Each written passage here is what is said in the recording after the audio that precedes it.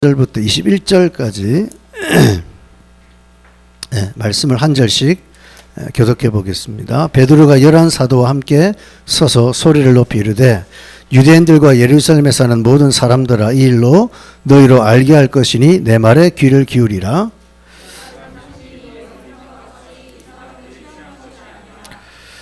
이는 곧 선지자 요엘을 통하여 말씀하신 것이니 일렀으되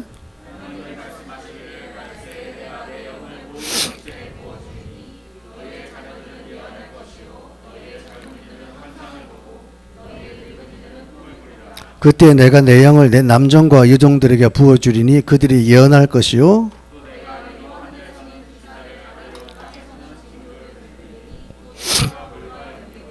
주의 크고 영화로운 날이 이르기 전에 해가 변하여 어두워지고 달이 변하여 피가 되리라. 누구든지 주의 이름을 부르는 자는 구원을 받으리라 했느니라. 아멘. 우리 먼저 광고하고 우리 말씀 나누고 바로 기도하는 시간 갖도록 하겠습니다. 우리 말씀 훈련 가운데 이러면 설교 간증을 꼭 체질화하시고요. 제가 설교 간증 가운데 두 분만 우리 나와서 보통 간증하는데 또 더 좋은 간증이 많을 때는 게시판에 붙여놓을 테니까 꼭 보시고 여러분들이 자기 간증만 보시면 폭이 좁아져요. 다른 사람들이 어떻게 썼는지 그걸 그대로 닮으라는 것이 아니라 다양한 간증들을 여러분이 눈에 익히면 훨씬 더 여러분들이 넓은 시야로 간증을 쓸 수 있기 때문에 자기 것만 고집하지 마시고 다른 분들의 간증을 참고해서 여러분을 쓰실 때 보시면 많은 도움이 되기 때문에 간증을 게시판에 붙여 놓습니다. 원치 않는 분들은 간증 쓰실 때 비공개라고 쓰시면 붙이지 않을 테니까 그렇게 하시면 되고요. 좀 전에 우리 광고했지만 시작할 때 얘기했죠. 우리 은채자매가 중등 임용고시 합격에 축하했습니다. 박수는 치지 마시고 많이 쳐 또 주일날 쳐야 되잖아. 주일날 쳐야 되고 또 하나님께 우리 은채가 감사하고 또 이럴 때일수록 더 하나님 앞에 엎드릴 줄 아는 그런 하나님의 딸로서 또 주어지는 또 교사의 생활을 잘해 나갈 수 있도록 꼭 기도해 주시기를 부탁을 드리겠습니다. 지금 우리는 이 수요 예배 시간을 통해서 특별히 지금 우리 사도행전 2장에 드디어 약속하신 성령님이 이 땅에 강림하시는 역사적인 사건과 또 아울러서 성령이 이 땅에 임하셨을 때, 다시 말해서 이제 성령님이 우리 인생의 주어가 되었을 때 나타나는 변화들에 대해서 지금 우리가 함께 보고 있지 않습니까?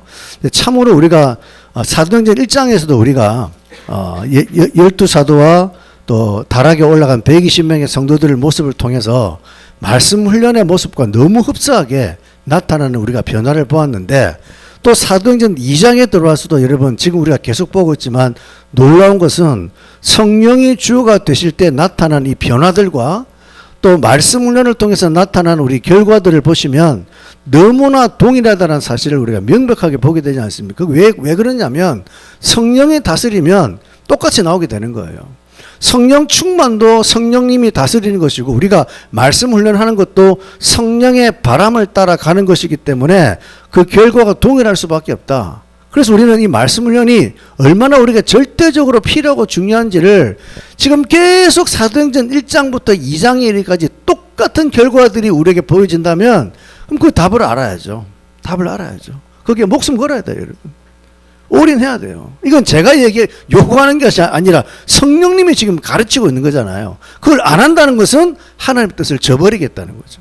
나는 내 방식으로 살겠다. 그것밖에 안 되지 않습니까?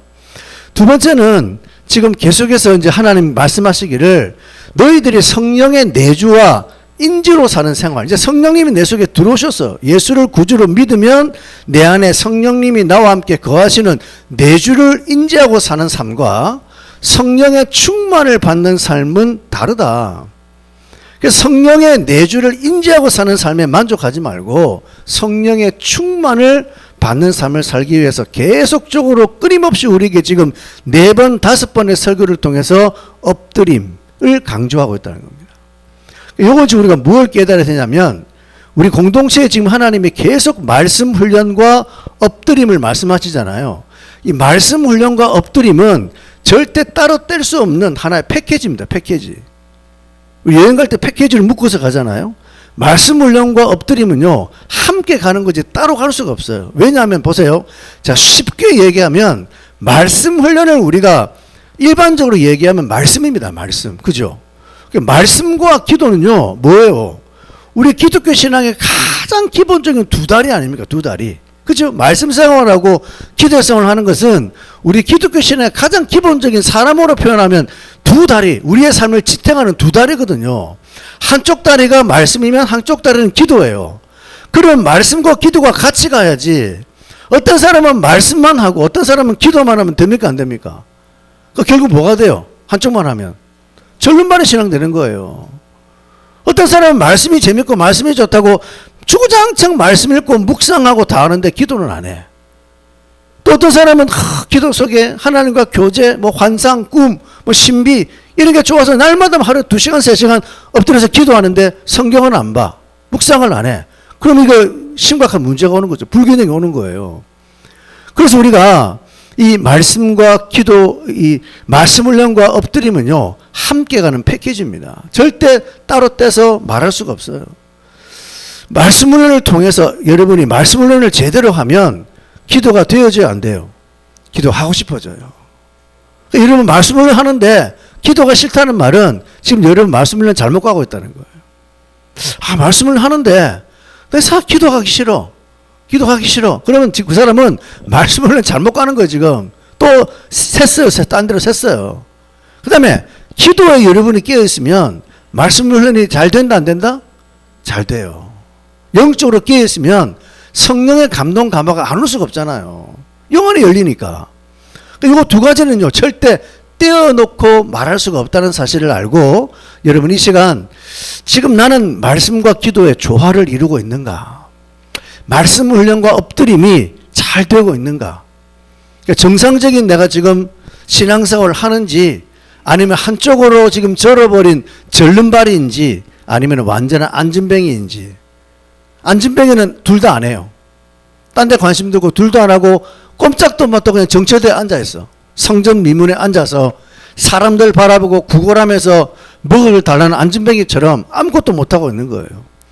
그래서 우리가 자신의 상태를 잘 진단해 보시고 지금 성령님이 우리 공동체를 어떻게 이끄시는지에 대해서 여러분이 거기에 눈이 열려서 반응할 줄 알아야 돼요.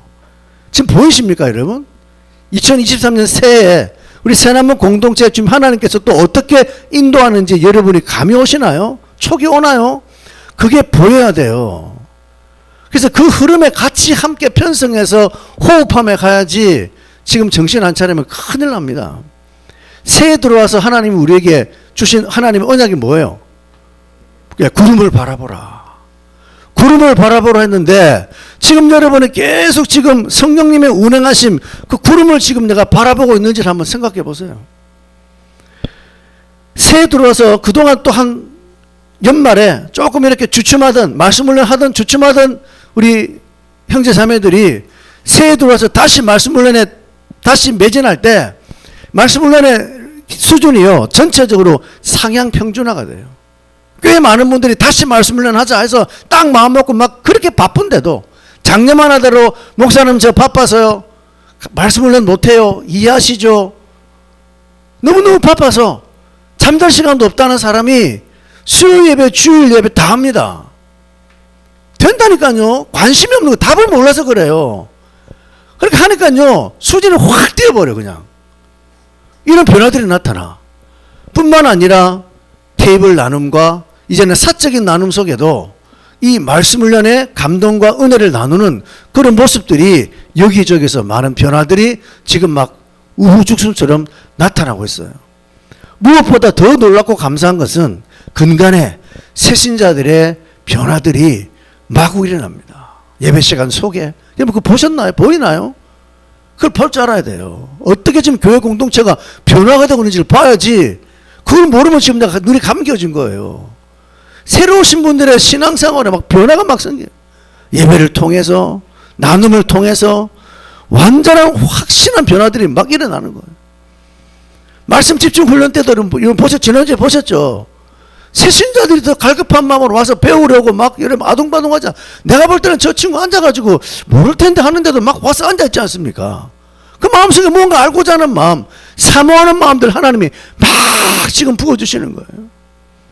그걸 볼 수 있어야 돼요. 이게 성령의 운행하심, 성령의 판세가 여러분 보여야 돼요. 아시겠어요? 말씀을 잘하신 분들은 우리 성령의 판세 읽죠. 성령의 흐름과 운행을 보죠. 그게 보입니다, 지금. 근데 말씀 훈련을 제대로 안 한 사람은 성령의 흐름과 판세가 뭔지를 몰라. 눈이 감겨져서 감이 없고 촉이 없어서 도대체 교회가 어떻게 굴러가는지를 전혀 모르는 거예요. 여러분이 그냥 교회만 다니면 안 돼요. 그냥 예배만 드리면 안 돼요. 그냥 앉아있으면 안 돼요. 결국 이런 사람이 나중에 마귀의 밥이 돼요. 자, 오늘 좀 서론이 길지만 지금 우리가 중요한 지금 포인트 있기 때문에 말씀드리는 겁니다. 좀 이해하시고 잘 새기세요. 마귀는요, 지금도 호시탐탐 살아나는 공동체를 놔두질 않아요. 살아나는 공동체. 죽은 공동체는 손댈 필요가 없거든요. 살아나는 공동체를 어떻게든 무력화시키기 위해서 마귀와 귀신들이 총동원돼가지고 우리 공동체 주위를 뺑뺑 돌아다니면서 뜯어낼 자를 지금 찾아다닙니다. 뜯어낼 자를. 덜렁덜렁 하는 사람 있죠? 찾아다녀요. 어떤 사람? 생각의 싸움에서 지는 자. 생각의 싸움에서 져요.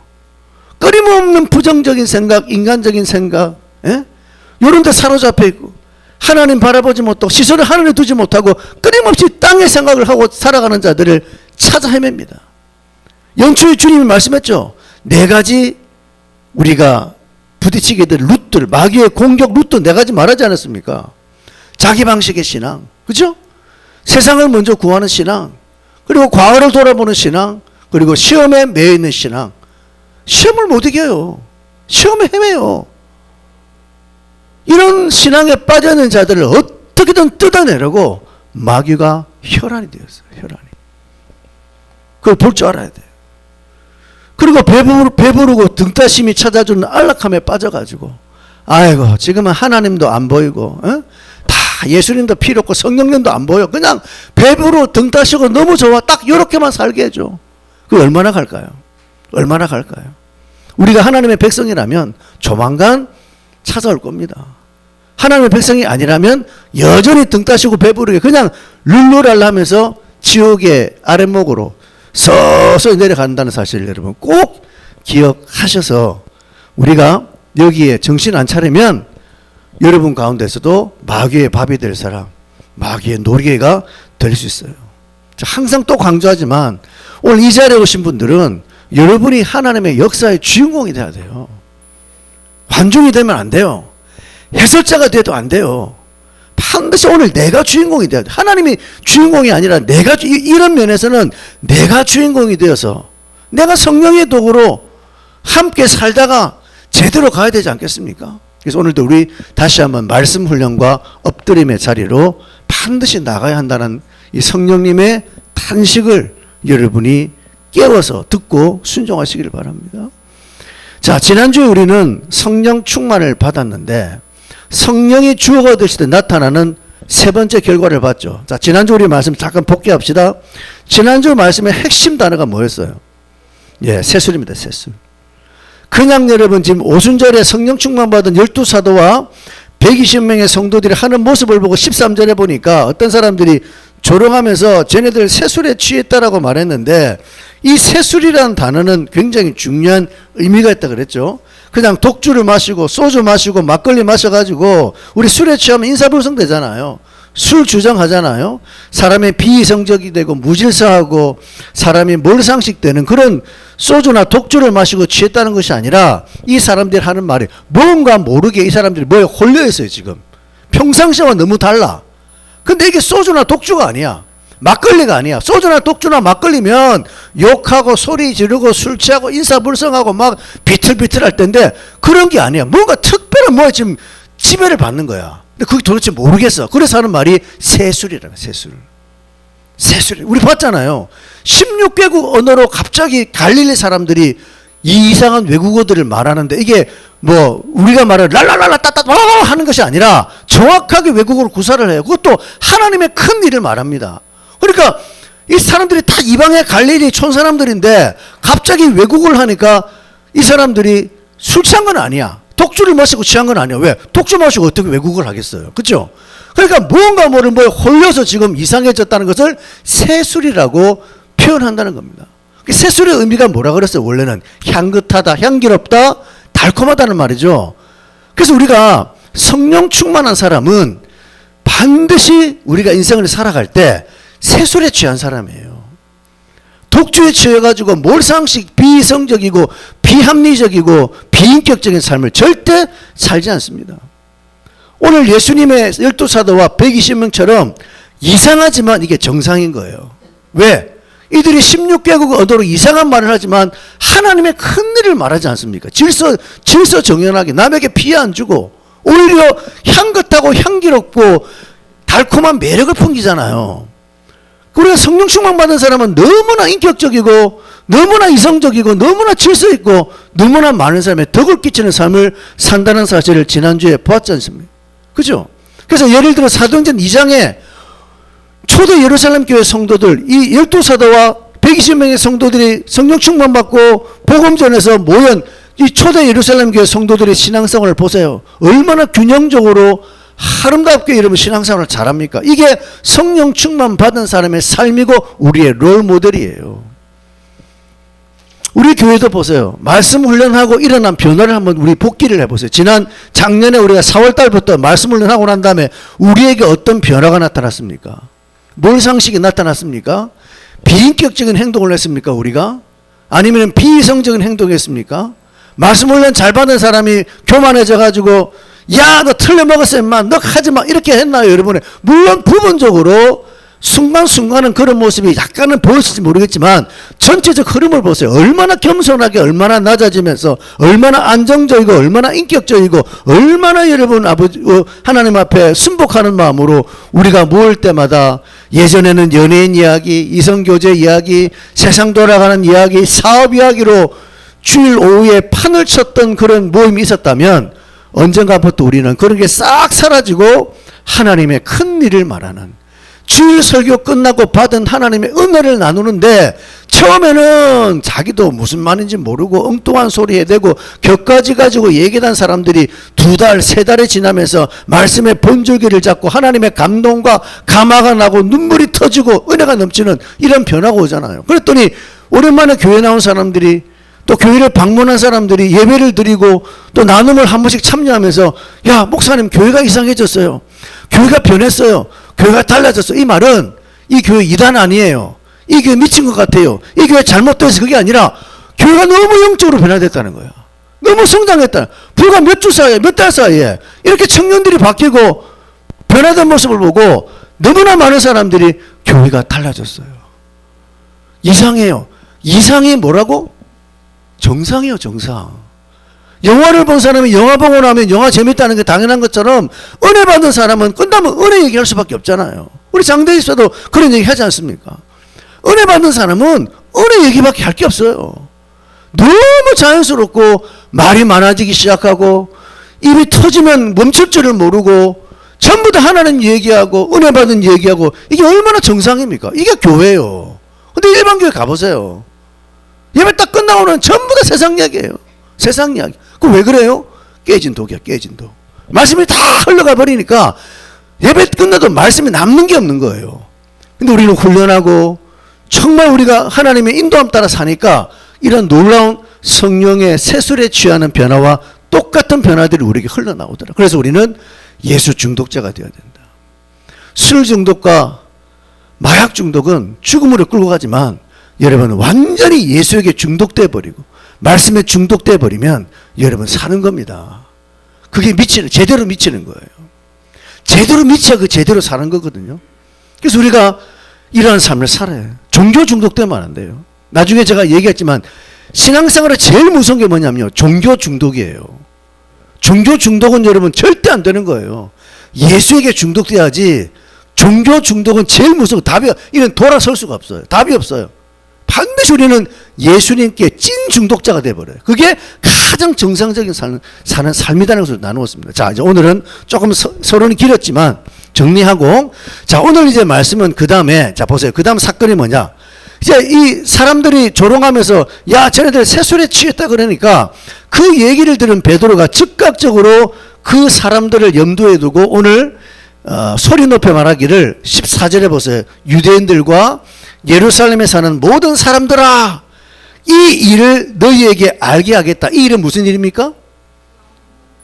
지금 일어난 일이죠.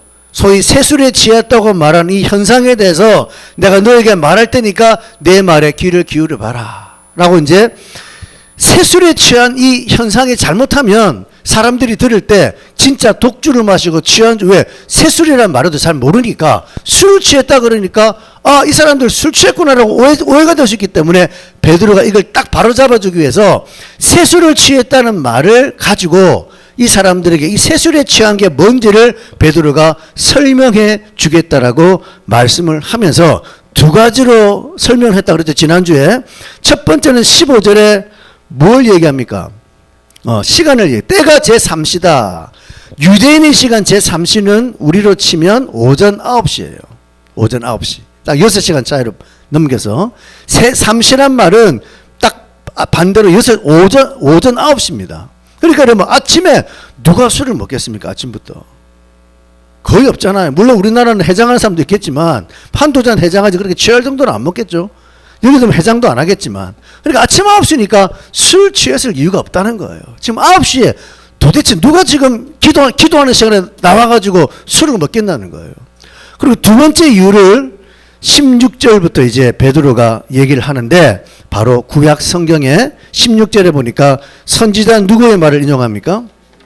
예, 요엘이란 선지자가 쓴 요엘서란 성경을 인용해서 지금 일어난 이 현상이 구약 성경에 나와 있는 내용이다. 구약 예언의 성취라고 이걸 설명해 줘요. 자, 여러분 지금 여기에 모인 사람들은 14절에 보면 누굽니까? 베드로가 누구 얘기를 해요? 예, 예루살렘에 사는 유대인들과 예루살렘을 방문한 디아스포라 유대인들이에요. 거의 다 유대인들이에요. 그죠?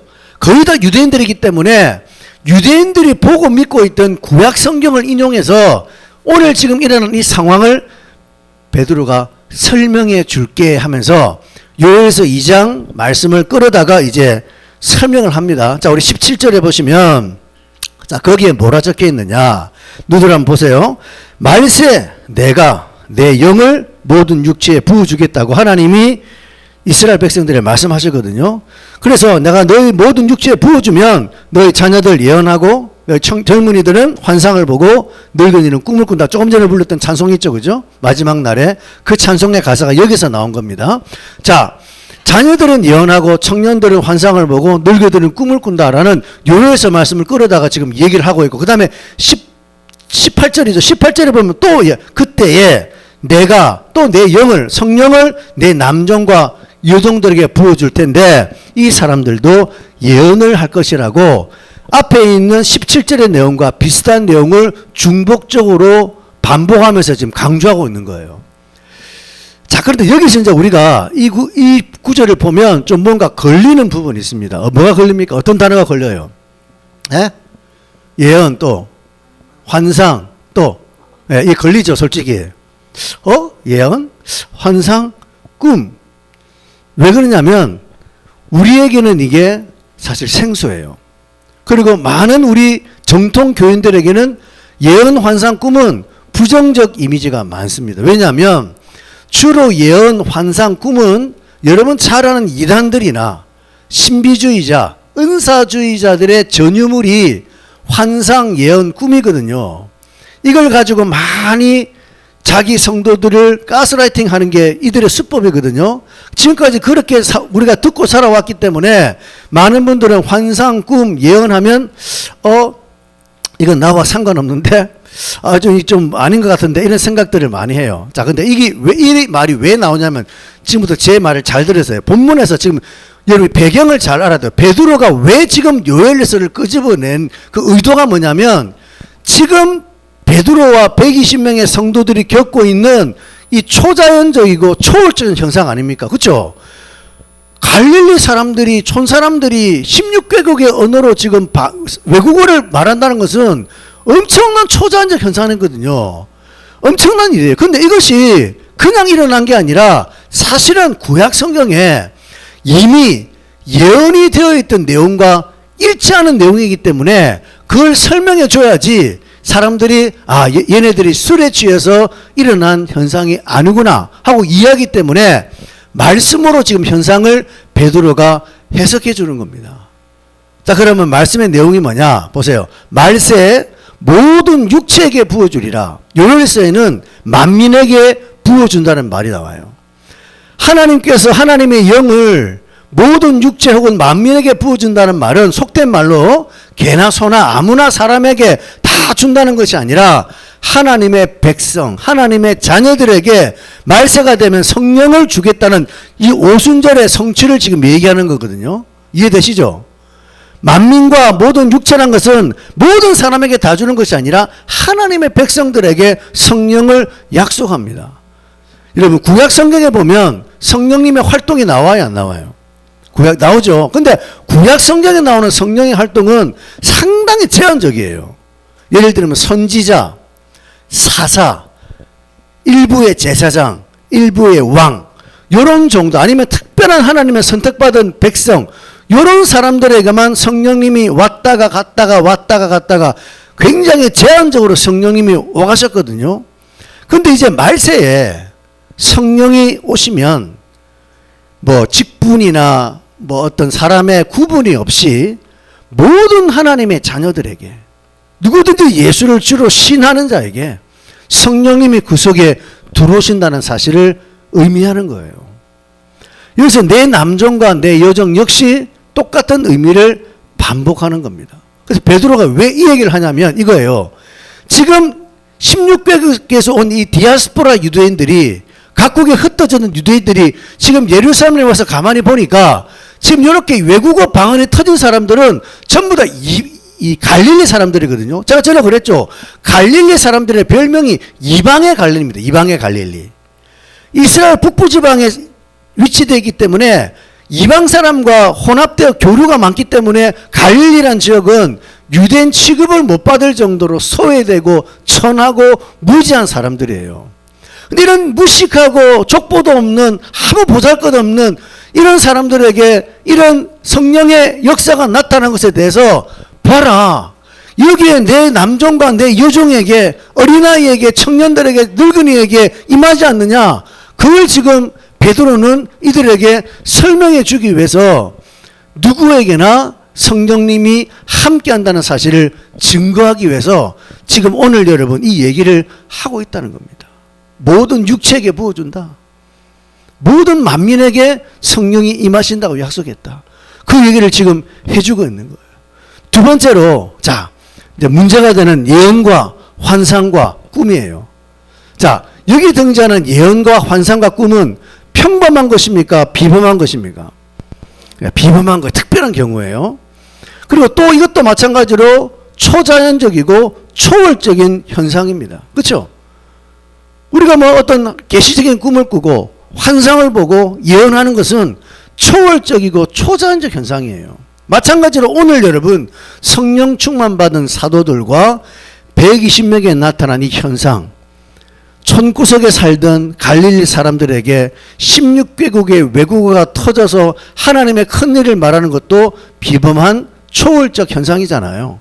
그러니까 이 사도행전 2장의 역사는 요엘서 2장에 예언된 역사와 똑같이 둘 다 초월적이고 초자연적 현상이라는 것을 설명하기 위해, 다시 말해서 이 말씀의 성취가 이루어졌다는 사실을 베드로는 이들에게 설명해 주는 겁니다. 자, 전부 다 말씀으로 해석해줘요. 말씀으로. 현상을 말씀으로 지금 풀어주고 있습니다. 이걸 잘 주목하셔야 돼요. 말씀으로 풀어주잖아요.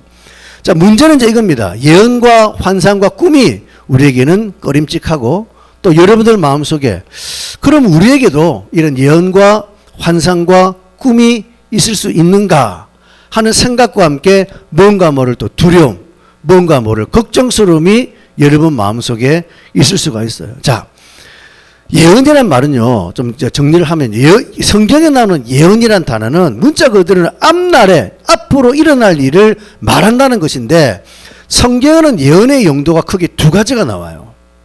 첫 번째가 뭐냐면 고린도전서 14장에 보면 너희가 방언을 하라고 하지 말고 예언을 하라고 하라 이런 말 나오거든요. 여기서 나오는 예언의 첫 번째 용도는 하나님의 말씀을 전하는 거예요. 하나님의 말씀을 선포하는 것이 성경에서 말하는 예언의 첫 번째 용도입니다. 가장 정확하게 말하면 목사님이 강단에서 하나님의 말씀을 가지고 여러분에게 전해주는 이 설교 사역이 전부 예언 사역이에요. 예언 사역. 하나님의 말씀으로 여러분의 삶을 비춰주는 거예요. 아시겠죠? 이게 고린도전서 14장에 나오는 예언의 첫 번째 용도, 하나님의 말씀으로 우리의 삶을 비춰주는 거예요. 두 번째 예언의 용도는 뭐냐면 하나님이 앞으로 우리 공동체 혹은 여러분 개인에게도 일어날 수 있는 일에 대해서 현실을 딱 분석해 가지고 여러분의 앞일을 혹은 공동체 앞날을 딱 제시해 주는 두 번째 예언의 용도가 있습니다. 자, 예를 들면 이스라엘 백성들이 바벨론 포로로 잡혀서 70년간 나라가 없어지는 그런 예언을 이스라엘 백성들이 나라를 지키고 있을 때 하나님이 벌써 선지자를 통해서 예언을 해줬어요. 장차 너희는 바벨론 포로로 잡혀간다고 하나님이 선지자를 통해 예언해줬죠. 이런 거예요. 그 다음에 사도 바울이 이제 복음을 전하러 예루살렘에 갈 때 성령이 바울에게 나타나서 바울아, 너 예루살렘에 가면 너 잡혀서 이제 로마로 끌려가. 성령님이 바울에게 장차 일어날 일에 대해서 너 예루살렘 가면 그 잡혀가지고 로마로 간다라고 성령님이 계시해 주거든요. 이게 바로 성경이 말하는 두 번째 예언의 실예입니다. 실예. 그걸 여러분들이 잘 알아야 돼요. 중요한 것은 뭐냐면 야, 이런 예언이 나에게도 임하면 이제 2023년도 주식 시세가 어떻게 될까? 부동산 시세가 어떻게 될까? 내가 어떤 대학을 가면 좋을까? 내가 이 직장을 선택하면 좋을까? 하는 생각이 들겠죠. 하나님은 여러분이 원하는 소원과 바람하고는 무관해요.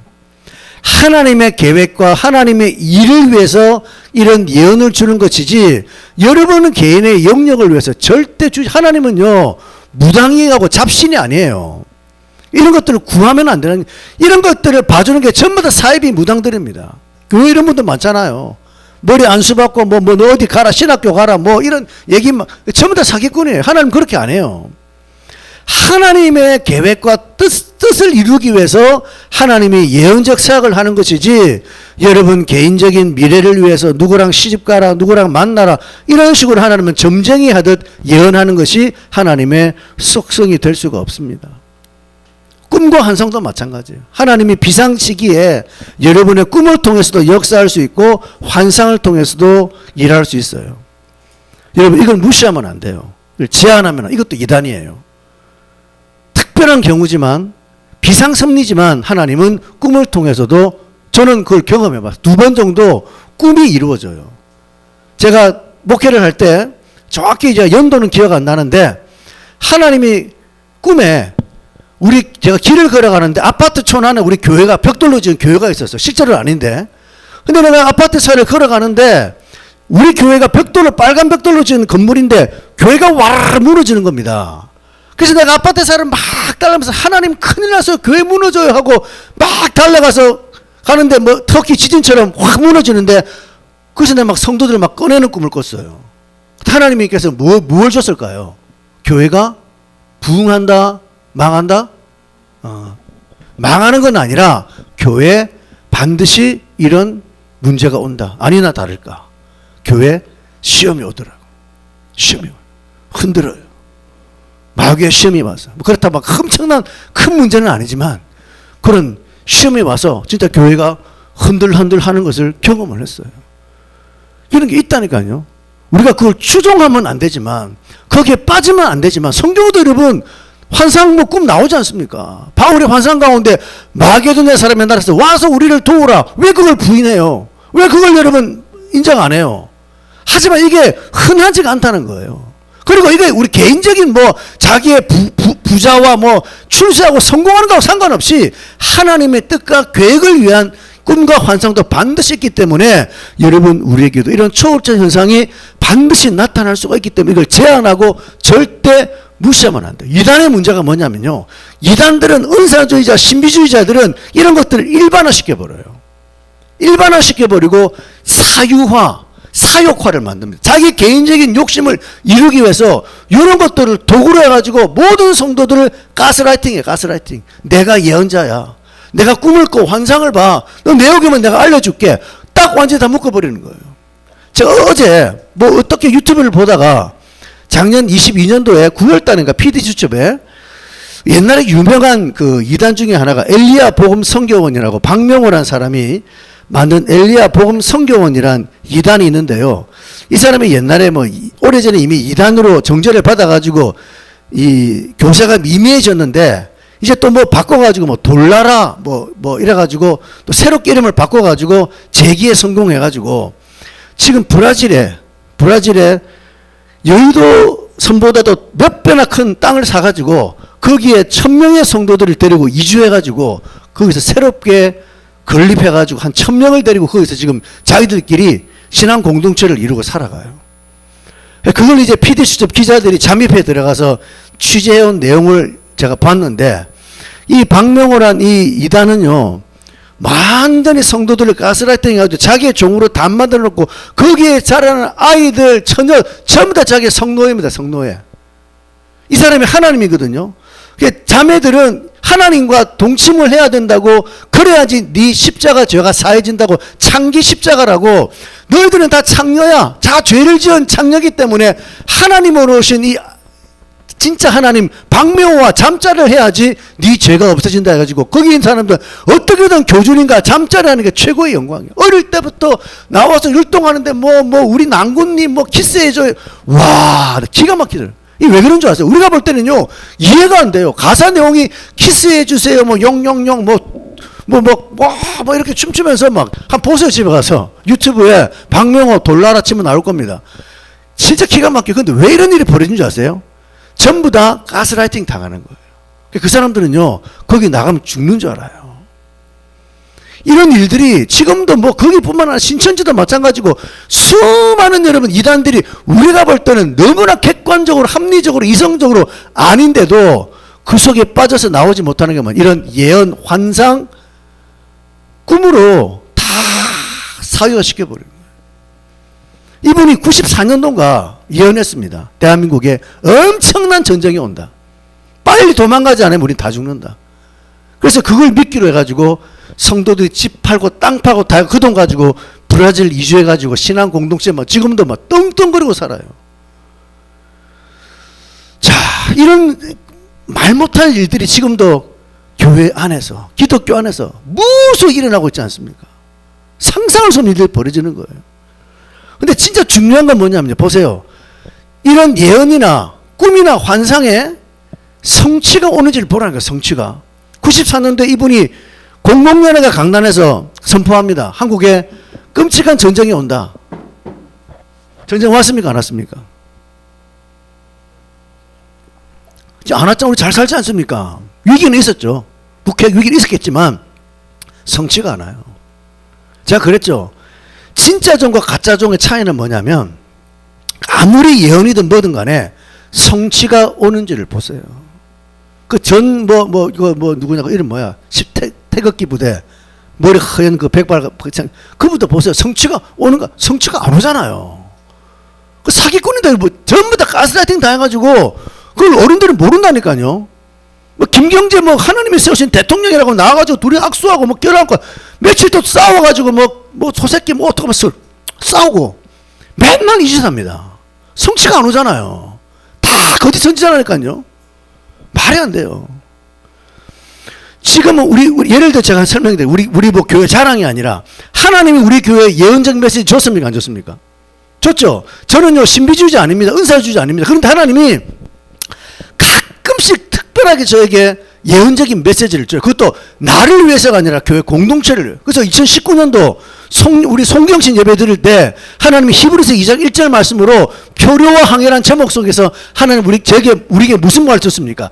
야 2020년 새해에는 뭔지는 모르지만 너희가 들은 것에 유념하지 않으면 다 흘러 떠내려가 조심하라.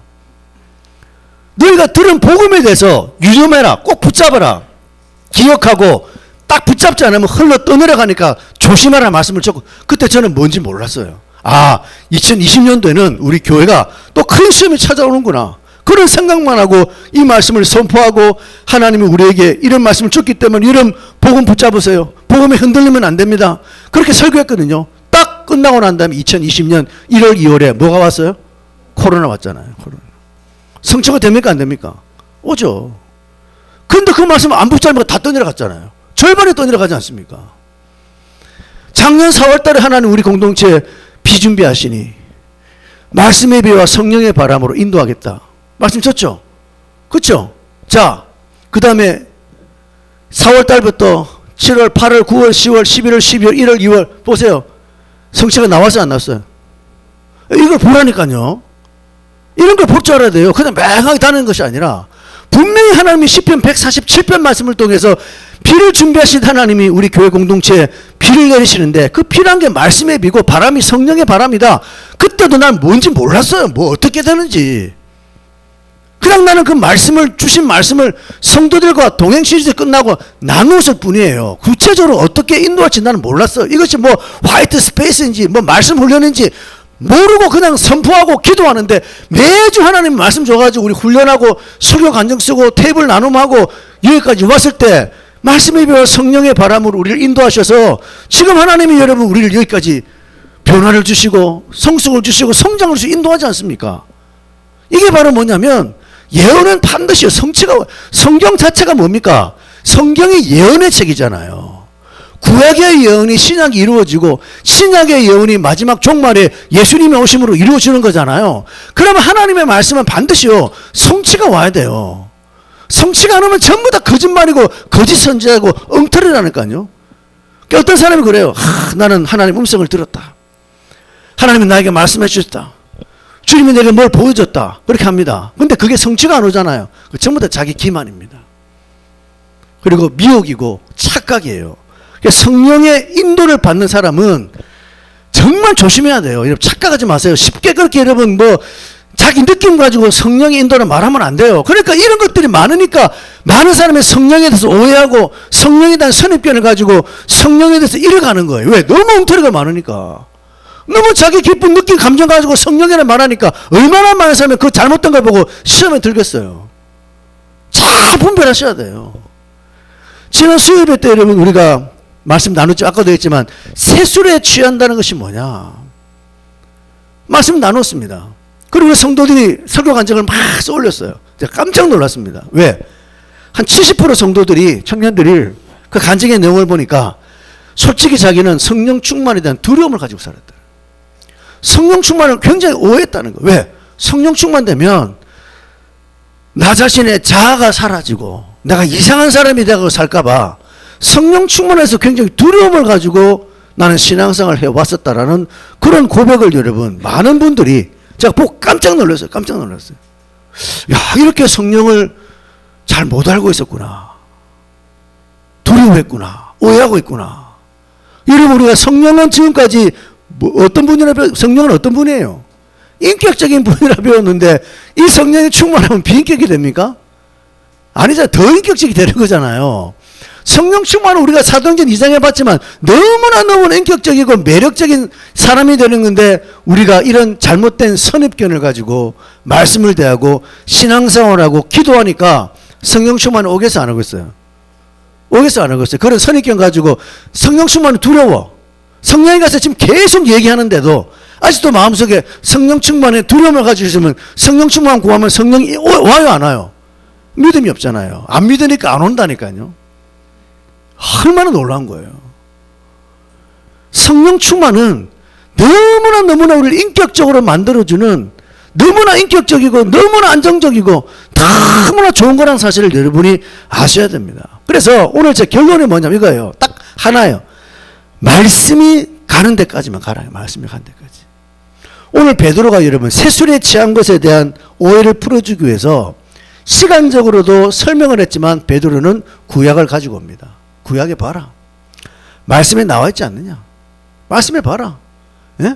성령이 임하면 말씀에 내가 내용을 부을 텐데 내용을 보면 꿈과 환상과 예언을 한다고 하지 않느냐. 이런 초월적 초자연적 현상이 나타나잖아. 봐. 지금 우리들이 일어난 게 뭐냐. 초자연적 현상 아니냐. 성령 충만받고 초자연적 현상이 나타난 거라고 베드로가 말씀으로 현상을 설명해 주는 겁니다. 우리 모든 신앙은요 이거예요. 모든 게 말씀으로 판별되는 거예요. 모든 게 말씀으로 판별되는 거예요. 말씀이든 성령이든 모든 것의 판별식은 말씀이에요. 하나님은 하나님의 말씀의 바운더리 밖으로도 얼마든지 역사할 수 있습니다. 근데 하나님은 자기 스스로가 말씀에 가두시는 분이에요. 왜? 말씀 안에 가두어야지 우리가 눈으로 볼 수 있는 하나님을 우리가 판별하려면 하나님은 말씀 안에 들어와서 활동해야지 우리가 말씀을 통해서 아, 이분이 하나님의 모습이구나, 이분이 하나님의 역사구나, 이게 하나님의 은사구나, 이게 성령의 충만이구나, 이게 예수님이구나, 그걸 알 수 있잖아요. 근데 하나님은 자기 계시를 하는데 말씀으로 얘기해놓고 말씀 밖에 나가버리면 우리가 알아 몰라요. 모른다고요.